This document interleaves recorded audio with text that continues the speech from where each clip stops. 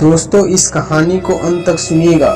यह कहानी काफ़ी इमोशनल, भावुक होने के साथ साथ एक विधवा चाची की इंतकाम पर आधारित है। लक्ष्मण और अहिल्या दोनों पति पत्नी जब खेत से घर को आते हैं और अहिल्या सबसे पहले अपने बेटे राहुल को चिल्लाते हुए कहती है, बेटा पानी लाना जरा। पर राहुल नहीं आता, वहाँ घर में ही नहीं था।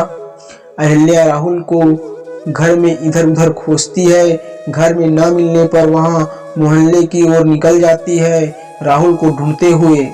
सभी गली मोहल्ले ढूंढ लेने के बाद अहिल्या राहुल को ढूंढते हुए अपनी देवरानी पद्मिनी के यहाँ जाती है।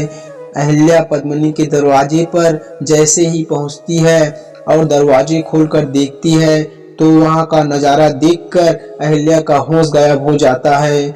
पांव तले जमीन खिसक जाती है। दोस्तों, अहिल्या देखती है कि उसका बेटा राहुल और देवरानी पद्मिनी दोनों बिना कपड़ों के आपत्तिजनक स्थिति में एक दूसरे से संबंध बना रहे थे। यह दृश्य देखकर अहिल्या दंग रह जाती है और वह अपनी नजरें शर्म से झुका लेती है और वहां से चुपचाप निकल जाती है और घर आकर सारी वारदात, सारा दृश्य अपने पति लक्ष्मण को बताती है। लक्ष्मण भी यह सब सुनकर दंग रह जाता है और लक्ष्मण कुछ समय बाद पद्मिनी को समझाने जाता है और पद्मिनी से कहता है कि पद्मिनी, राहुल तुम्हारे बेटे जैसा है, उसकी उम्र ही क्या हुआ है, अभी 14 साल का ही है, उसके साथ ऐसा मत कर, बेटा है तुम्हारा। दोस्तों, पद्मिनी विधवा महिला थी। लक्ष्मण पद्मिनी को बहुत बार समझाने के बाद पद्मिनी फिर भी नहीं मानती। वहाँ लक्ष्मण से कहती है, विधवा महिला की दर्द तुम क्या जानो, मैं अपनी लाइफ में कुछ भी करूं, तुम्हें क्या। यह सब सुनने के बाद लक्ष्मण सिर झुकाकर वहां से निकल जाता है। घर आने के बाद लक्ष्मण सोच में पड़ जाता है कि अपने बेटे राहुल को पद्मिनी के चंगुल से कैसे बचाए। अंत में वह इस बात की खबर पुलिस को देता है।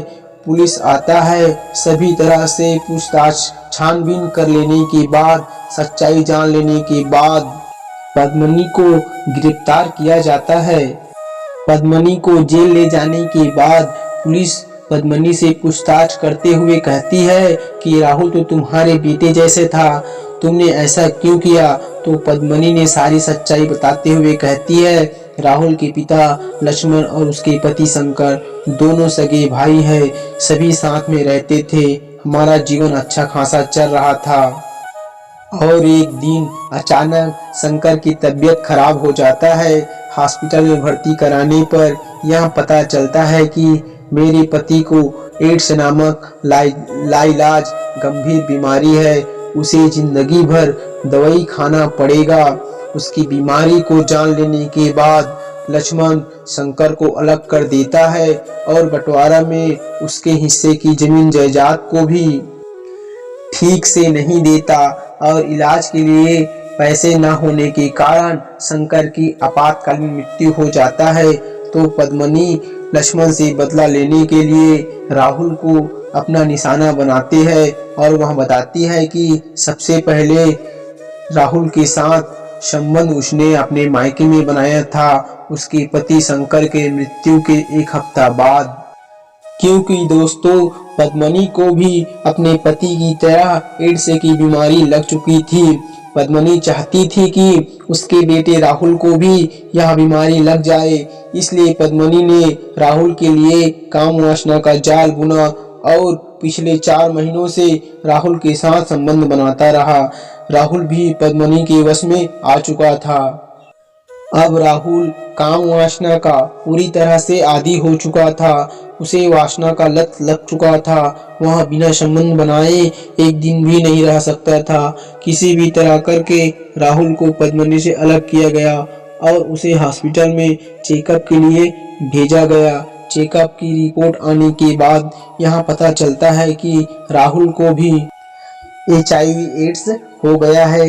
अब लक्ष्मण पूरी तरह टूट चुका था। निसहाय रोते हुए कहता है कि पद्मिनी, यहाँ तूने क्या किया, मेरा एक ही बेटा है, मैं क्या करूं।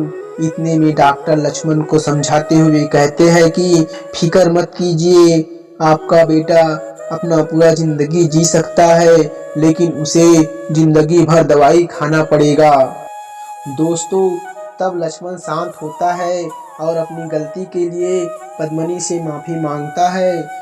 तो दोस्तों, इस कहानी में गलती किसकी है? क्या पद्मिनी ने अपने पति के मौत का बदला लेते हुए राहुल के साथ जो किया वह सही था? दोस्तों, आप अपने विचार कमेंट बॉक्स में जरूर लिखिएगा। तो दोस्तों, मेरी यह कहानी आपको कैसी लगी? इसी तरह के और भी इंटरेस्टिंग इमोशनल क्राइम स्टोरी सुनने के लिए मेरे चैनल को लाइक व सब्सक्राइब जरूर करिए। धन्यवाद।